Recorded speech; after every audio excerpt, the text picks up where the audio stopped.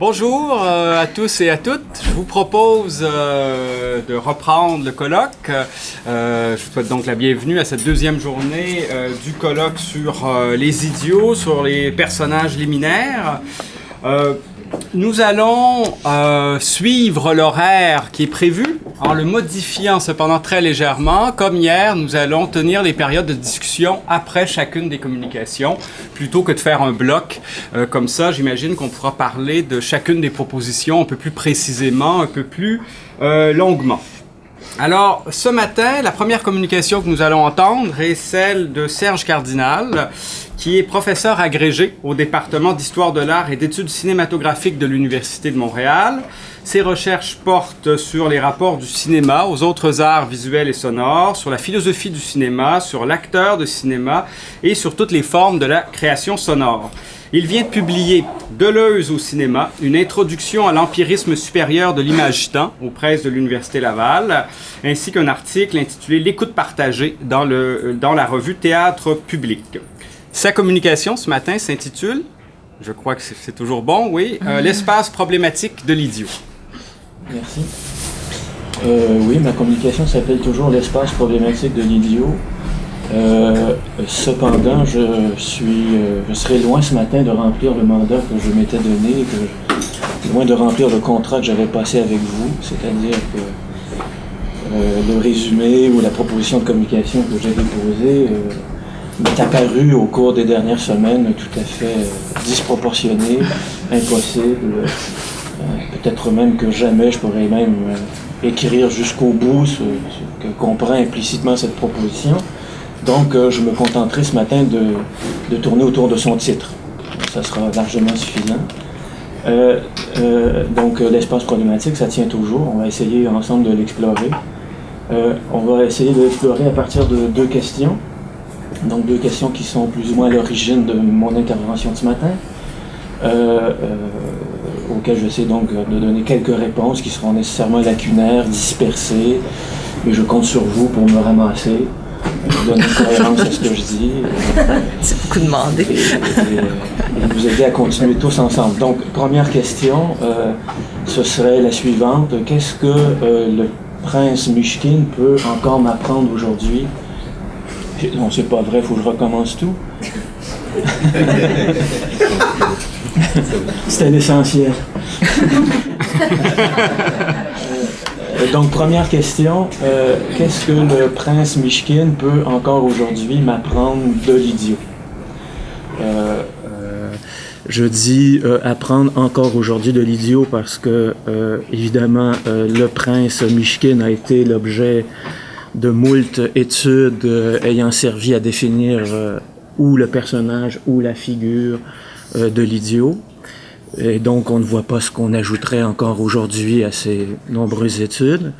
Je dis aussi qu'est-ce que je pourrais ajouter aujourd'hui, sachant que moi-même, j'ai déjà essayé de penser l'idiot à partir du prince Mychkine.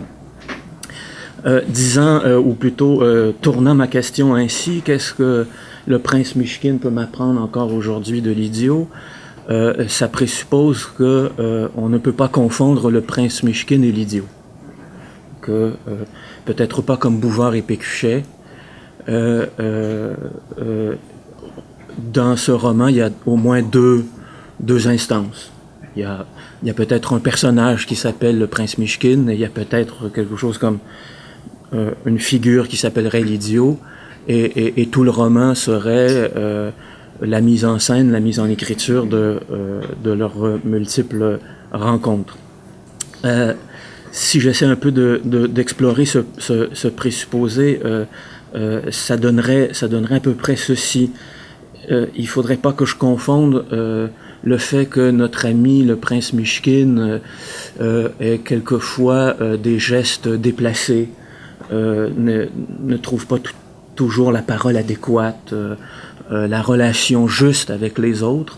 Je ne devrais donc pas prendre ces moments de bêtises momentanées ou ces moments d'inadéquation au monde ou au monde social comme définissant son idiotie. Donc, il est vrai que le prince Mychkine revient dans son pays, la Russie, mal habillé, pas tout à fait au goût, à la mode, pas tout à fait ajusté au climat.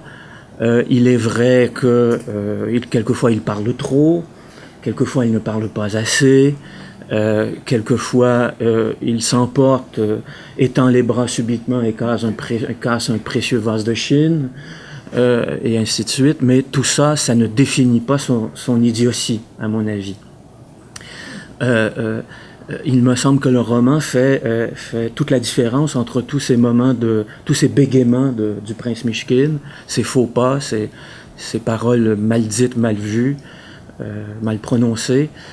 Donc le roman fait la différence entre tout ça et certaines rencontres plus fortes, plus importantes, qui, elles, feraient monter de véritables moments d'idiotie. Au fil des livres, des 4 livres que représente l'Idiot, le roman L'Idiot, au fil des chapitres, on se rend compte qu'il y a comme 2 niveaux d'inadéquation de cet homme au monde. Un niveau qui serait la représentation, le premier niveau étant la représentation du second, c'est-à-dire tout ce qui est inadéquation linguistique, incompétence linguistique de l'idiot, incompétence rationnelle de l'idiot, c'est-à-dire c'est quelqu'un qui a de très mauvais jugements de connaissance, par exemple, serait la représentation de cette idiotie qui lui tombe dessus. Donc, tout ça pour dire, pour essayer de réenchaîner en partie avec ce que nous avons soulevé hier, tout ça pour dire que être idiot n'est pas un état, si j'en crois le prince Myshkin, si j'en crois Dostoïevski. On n'est pas idiot par qualité. Être idiot, ce n'est pas une caractéristique, ce n'est pas une propriété qu'on possède. Ce n'est pas une force ou ce n'est pas une faculté ou une puissance qu'on pourrait actualiser, l'idiotie. Donc on ne possède pas l'idiotie comme une propriété et on n'est pas non plus possédé par l'idiotie en tant que genre ou en tant qu'espèce. L'idiotie, c'est... donc on n'est pas idiot et on ne se place pas sous la catégorie de l'idiot. L'idiotie nous arrive. L'idiotie nous tombe dessus. Et nous tombe dessus en ce point précis où toute prédication tombe. Où toute prédication devient impossible. L'idiotie arrive précisément en ce point où, pour reprendre une formule qui circule beaucoup ici, je le sais, dans le département d'études littéraires de l'UQAM, donc l'idiotie nous arrive en ce point précis où on est dessaisi du pouvoir de dire « je », pour reprendre cette prodigieuse formule de Maurice Blanchot, qui à une époque circulait beaucoup ici dans ce département, mais peut-être est-il aujourd'hui oublié, abandonné, machin. C'est une vieille réminiscence. Donc, j'ai de la difficulté à entendre et à comprendre qu'on puisse appartenir à une confrérie de l'idiot, ou à une confrérie des idiots. Ça voudrait dire qu'on appartient à un genre ou qu'on appartient à une espèce. Je vais vous expliquer pourquoi je vois mal... enfin, j'espère que le développement qui vient vous expliquera pourquoi je vois mal comment on peut appartenir à l'idiotie en tant que genre ou en tant qu'espèce. Je vois mal aussi comment on peut feindre d'être un idiot, comment l'idiotie peut devenir une tactique ou une stratégie. Je dis je vois mal parce que je vois à travers donc le prince Myshkin et le roman de Dostoïevski. Donc dans le monde, je crois, de l'idiot de Dostoïevski, on ne peut pas appartenir à la confrérie des idiots, on ne peut pas se servir de l'idiotie comme d'une tactique ou d'une stratégie. Ça ne veut peut-être pas dire que l'idiot est toujours seul. Peut-être qu'il ne faut pas confondre singularité de l'idiot avec isolement, solitude. Il ne faut peut-être pas confondre les mouvements logiques de la singularité avec ceux de la disjonction exclusive, ceux du tiers exclu. Il se pourrait qu'un idiot, comme d'ailleurs des singularités, notamment en physique ou en mathématiques, viennent par série. Et il se pourrait que l'idiotie soit l'un de ces points de singularité comparables au point de congélation en physique, ou au point de cristallisation, Donc l'un de ces points de singularité que traverserait un mouvement de pensée qui pourrait partir, disons, de la catatonie pour aller jusqu'au génie, et qui, comme autant de points de singularité, et parmi tous ces points, il y aurait l'idiotie. Et donc, on pourrait rassembler, et on l'a fait ici, je crois, hier, le catatonique et le génial dans la famille des nombres irrationnels que sont les idiots. On peut dire ça mal. Mais en tout cas, cette série de points de singularité. Et il me semble que c'est ce que le roman L'idiot de Dostoïevski montre aussi, et que je voudrais exposer ici. Donc, ça, ce serait la première question que je voudrais explorer. Donc, comment le prince Mychkine, qu'est-ce que le prince Mychkine m'apprend encore aujourd'hui de l'idiot? La deuxième question que je voudrais explorer, c'est la suivante. Qu'est-ce que la notion de personnage liminaire peut m'apprendre de l'idiot? Alors, évidemment, c'est une question tout droit sortie d'un article paru dans la revue Romantisme, ou Romantique, ou revue du 19e siècle, toujours est-il, écrit par Marie Scarpa. Donc, le titre exact, c'est « Le personnage liminaire », il me semble bien, où est exposé un certain nombre de choses qui m'ont beaucoup intéressé et qu'on a évoquées un peu hier. Parmi ces éléments qui m'ont beaucoup intéressé dans cet article, il y a la chose suivante, l'élément suivant, à savoir que ces personnages liminaires, je ne reviens pas sur leur définition parce qu'on en a parlé hier, ces personnages liminaires occupent un espace. Donc cet espace est qualifié tantôt de seuil, tantôt d'entre-deux, et ce seuil ou cet entre-deux, cet espace donc, que je qualifierais, à proprement parler, d'un espace problématique, on verra pourquoi peut-être, a un étrange dynamisme spatio-temporel.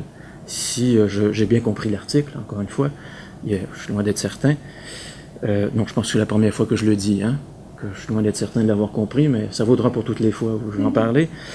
Donc il y a un étrange dynamisme dans cet espace, c'est celui de l'enveloppement mutuel, ou de la répétition à distance. Je veux dire par là, Marie Scarpa montre très bien que sur ce seuil s'enveloppe l'avant et l'après, s'enveloppe le sauvage et le civilisé, s'enveloppe la folie et la raison, s'enveloppe mutuellement, c'est-à-dire, comme le dirait celui dont je ne réussis pas à me débarrasser, Deleuze, nous sommes dans quelque chose qui ressemble à une zone d'indiscernabilité. Donc, il y a effectivement des choses distinctes mais indiscernables. C'est-à-dire, je vois bien qu'il y a de la folie, je vois bien qu'il y a de la raison, je vois bien qu'il y a du sauvage, je vois bien qu'il y a du civilisé, je vois bien qu'il y a de l'animal, je vois bien qu'il y a de l'homme, mais où passe la distinction entre les deux, c'est difficile à dire puisque cette limite ne cesse de se déplacer. Bon, ce qui m'intéresse aussi dans cet article, c'est que donc cet espace existe, il s'appelle le seuil, il s'appelle l'entre-deux, il a son dynamisme, on va appeler ça pour l'instant enveloppement mutuel. Je pense que ce dynamisme a circulé souterrainement dans plusieurs de vos communications hier. Ce qui m'intéresse donc aussi, c'est que cet espace et ce dynamisme comprend donc un personnage, ce personnage liminaire, qui serait bloqué sur ce seuil. Donc il y a certains personnages qui n'arriveraient pas à passer à travers ce dynamisme, n'en sortiraient jamais de cet enveloppement mutuel.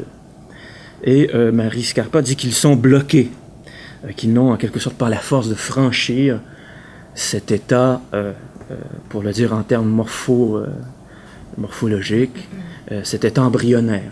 Il reste en quelque sorte, comme le dirait toujours celui que j'ose pas nommer, il resterait donc toujours des sujets larvaires, toujours jamais complets, dit-elle. Ce sont des sujets incomplets, manqués, voilà. Donc qui n'arrivent pas à franchir ce seuil. Qui, sans doute, ça je ne suis pas sûr de l'avoir bien compris dans l'article, mais je le suppose, qui n'arrive pas à franchir ce seuil ou cet entre-deux, parce que sur cet espace, il rencontre quelque chose qui bloque, sans doute, la traversée complète de l'initiation, par exemple. Donc il y a une sorte de rencontre trop forte. Il y a quelque chose à assimiler qui ne s'assimile pas, qui est inassimilable. Une forme d'épreuve trop grande pour celui à qui elle est destinée. Il y a donc quelque chose, il y a donc une série de questions qui se posent, j'ai bien l'impression dans cet espace, dans cet entre-deux, une série de questions qui se posent qui sont plus justiciables en droit d'une réponse.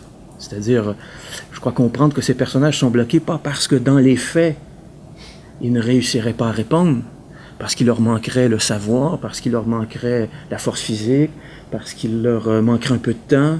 Ce ne sont pas des raisons factuelles ou des conditions de fait qui les empêcheraient de traverser cet espace, mais des questions qui sont posées et qui, en droit, n'acceptent aucune réponse. Ou, pour le dire plus précisément encore, peut-être plus dans les termes de Michel Meyer, qui a beaucoup travaillé sur cette notion de problème et de problématologie, des réponses qui jamais ne pourront effacer le problème auquel elles répondent, qui n'ont de sens et de valeur que parce qu'elles maintiennent le problème vivant, ouvert, actif. Et donc, des réponses donc, qui n'ont de sens et de valeur qu'en vertu du fait qu'elles peuvent répéter et multiplier le problème, c'est-à-dire en tirer toutes les conséquences logiques, éthiques et physiques. Et là, je crois qu'on approche de ce que Bertrand a indiqué hier, ce que Anne-Hélène a merveilleusement bien résumé hier. Est-ce que dans cet espace problématique, qui serait l'espace de l'idiotie, est-ce qu'il y a des figures est-ce que l'idiot alors sur cet espace peut représenter une figure du savoir? Est-ce que le savoir du paranoïaque peut nous dire quelque chose du problème de la terreur de l'autre ou de la menace de l'autre, et ainsi de suite. Donc c'est ce que je voudrais, c'est donc un peu ma deuxième question. Ma réponse à ma deuxième question arriverait à dire comment cet espace problématique fait advenir ou rend possible une forme de pensée, et comment au blocage qui peut être dû à des circonstances extérieures, à des faits, répond un blocage supérieur, comme on dit, un empirisme supérieur, qui serait dû à cette question ou à ce problème qui ne demande que des réponses qui le reconduisent ou qui le développent. Et donc, blocage supérieur qui serait une occasion et un espace de pensée pour une pensée, pensée donc qui trouverait et son commencement et sa logique dans le problématique. Et donc, ça voudrait dire que il pourrait y avoir des personnages liminaires qui ne sont jamais idiots, mais tout idiot serait un personnage liminaire à condition qu'il ait fait de cet entre-deux, non pas un espace temporaire entre deux individualisations, mais fait de donner à cet espace toute son autonomie, toute sa force. Et donc un personnage liminaire deviendrait un idiot à condition qu'il ait fait de cet espace problématique une zone de découverte ou d'apprentissage d'une pensée autre, d'une pensée autrement. Et c'est à cette condition qu'il deviendrait, comme tu le souhaitais hier, Bertrand, c'est à cette condition que l'idiot deviendrait aussi une sorte de catégorie vivante de la pensée, pour reprendre encore celui que j'ose pas nommer. C'est celui qui voudrait rester sur cet espace. En fait, je me suis mal exprimé, c'est celui qui n'aurait pas le choix de rester sur cet espace. Et qui donc serait inachevé, incomplet en un sens autre, c'est-à-dire il ne serait pas celui dont... Il ne serait pas un individu à qui manquerait quelque chose, donc la forme d'une personne à qui manquerait quelque chose, des aptitudes, un savoir et tout ça. Il serait une individuation qui se continue. Il ne serait pas l'embryon qui a avorté, mais l'embryon qui cherche à se maintenir ou qui n'a pas le choix de se maintenir à l'état larvaire. Et se maintenant ou étant forcé de se maintenir à l'état larvaire serait capable de mouvements de pensée. Excusez-moi encore de paraphraser celui que je nomme pas, mais qui pourrait cette fois être tout aussi bien Deleuze que Gilbert Simondon. Et qui, restant sur cet espace problématique, à l'état larvaire, serait capable de mouvements de pensée qu'un savoir constitué, qu'une institution académique, qu'une discipline ne serait pas capable de faire, ou ne serait pas capable de faire sans se briser. Et là, on pourrait dire, oui, fuck la littérature, ou la revue de littérature, pour te répondre. Donnant à fuck le sens de ce qui fait advenir l'embryon, quand même. Bon. Et bon, là, je fais des circonvolutions en espérant pas trop m'éloigner de l'idiot de Dostoïevski. Vous me direz, l'idiot de Dostoïevski, ouais, très bien, peut-être, on peut, oui, peut-être a-t-il certains aspects de l'embryon, du sujet larvaire, mais somme toute, est-il capable de se maintenir sur cet espace problématique? A-t-il été capable de ces mouvements trop complexes pour un savoir constitué, mais encore possible pour un penseur en formation? Sans doute a-t-il été capable donc de ces mouvements sur cet espace, mais au fond, quand on finit le roman et qu'on referme la dernière page, il n'en est pas sorti vivant. Donc, est-ce que ce personnage de l'idiot auquel tu penses est vraiment esquissé par le prince Mychkine? Eh bien là, sans doute pas, mais ça, ce serait une réponse incomplète, ce serait une réponse qui tiendrait pas compte de celui qui lit. C'est-à-dire, oui, le prince Mychkine échoue, oui, l'espace de l'idiotie qu'il ouvre est vital, mais peut-être pas vivable. Mais c'est à condition d'imaginer que le personnage peut vivre sans nous, peut faire ses mouvements de pensée sans nous qui, comme lecteurs, qui devons peut-être reprendre son mouvement pour rendre vivable ce qui n'était que vital. Donc, encore une fois, pour dire que l'idiot n'est jamais seul et qu'il faut réenchaîner avec ce point de singularité par une lecture sans doute singulière dont je pourrais pas faire la théorie, mais que d'autres, dont toi, Bertrand, en fait la théorie.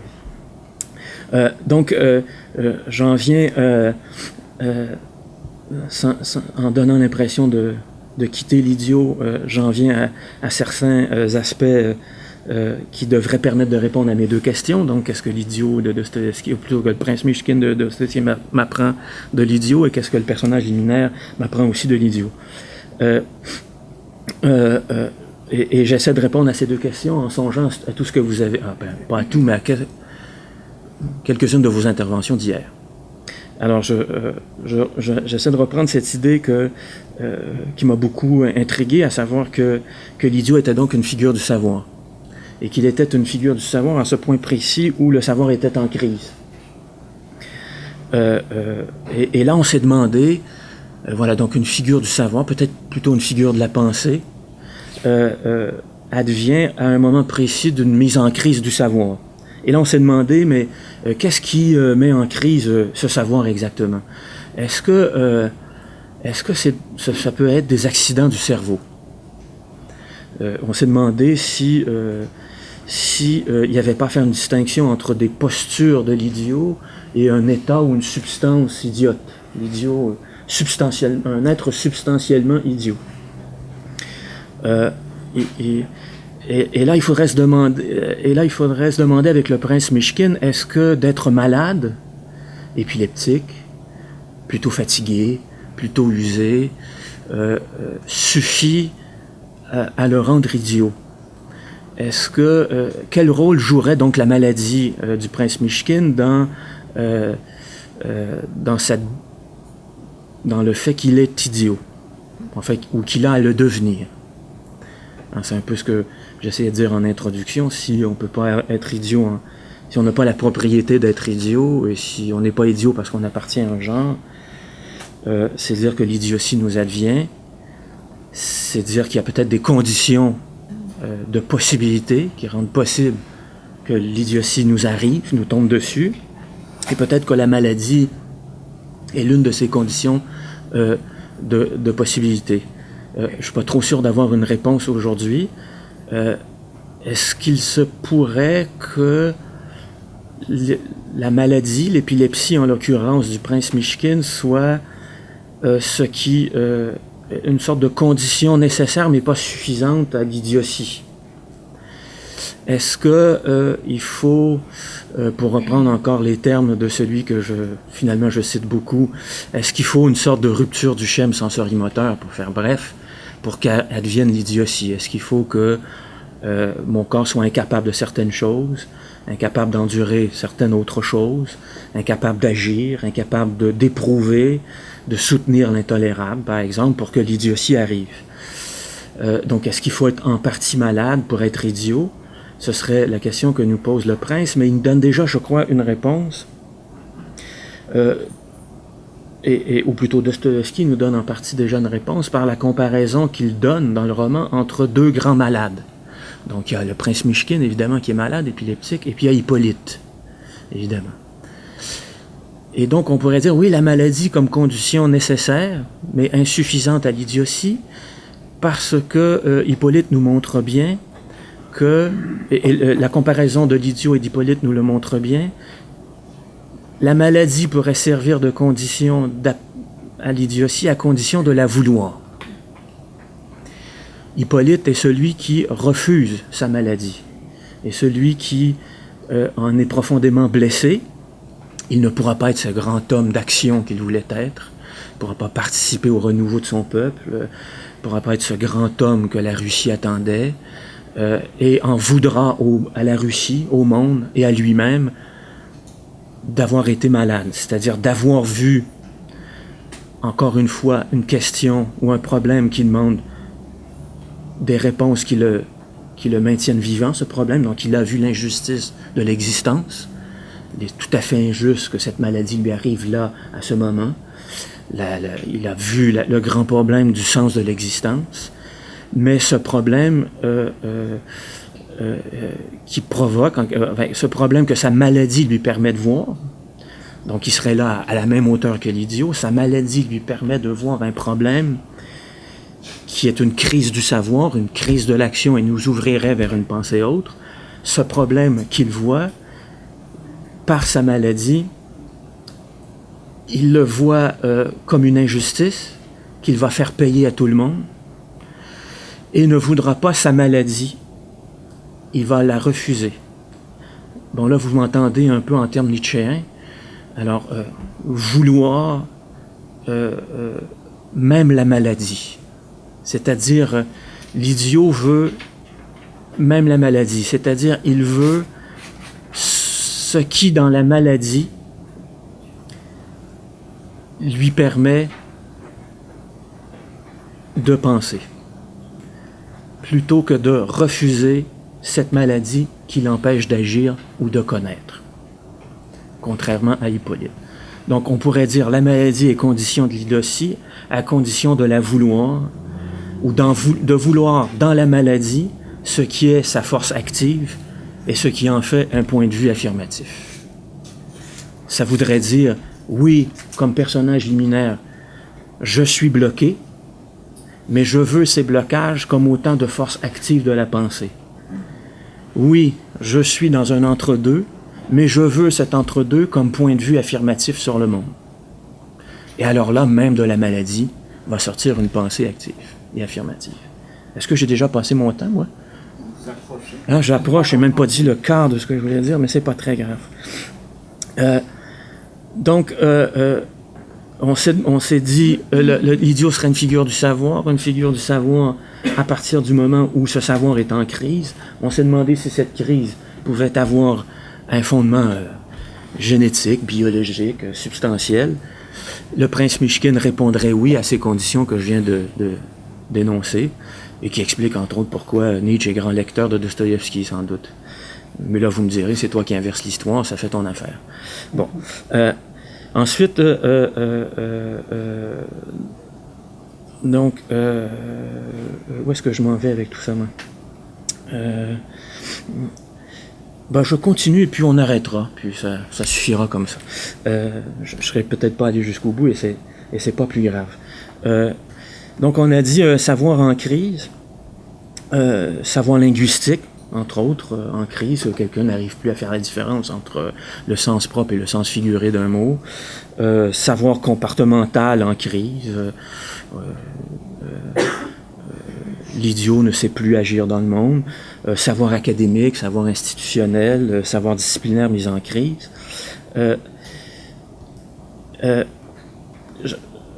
Oui, très bien, mais ce que le prince Mishkin nous apprend peut-être, c'est que l'idiot n'est pas celui qui ne sait plus, c'est celui qui n'arrive plus à savoir. C'est pas celui qui a d'emblée pas su et qui par nature était incapable de s'égaler au savoir linguistique ou de s'égaler au savoir comportemental ou de s'égaler au savoir disciplinaire. C'est celui qui un jour a su le savoir disciplinaire et n'arrive plus à le savoir. Donc il a déjà su, et déjà su ce qu'il fallait savoir. C'est dire qu'il lui reste sans doute des lambeaux de ce savoir, mais que ces lambeaux ne sont plus d'aucune utilité pour répondre justement aux problèmes ou à l'épreuve qui se pose. Et c'est sans doute ce que nous apprend donc le roman L'idiot et le prince Mishkin. Oui, il est vrai, le prince Mishkin